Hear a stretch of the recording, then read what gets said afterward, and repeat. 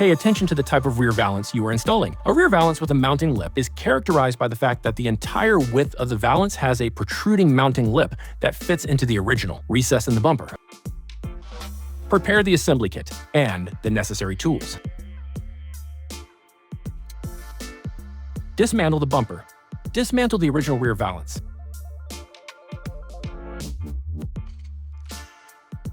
Remove a piece of protective film from the rear valance mounting lip and place it in the bumper so that the mounting lip fits exactly into recess in that bumper.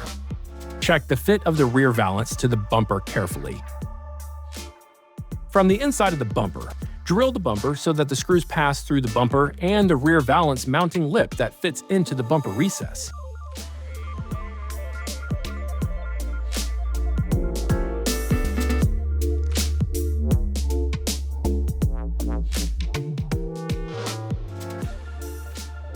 Install the bumper with the rear valance.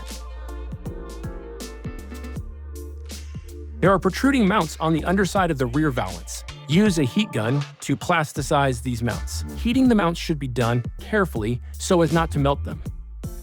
Bend the plasticized mounts so that they fit the metal element supporting the exhaust. Drill through the mounting and the metal element.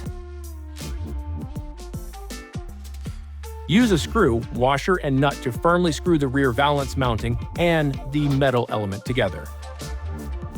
Repeat steps on the other side.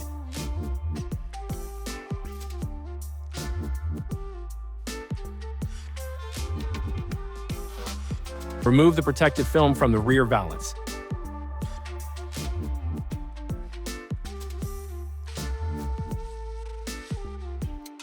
Done.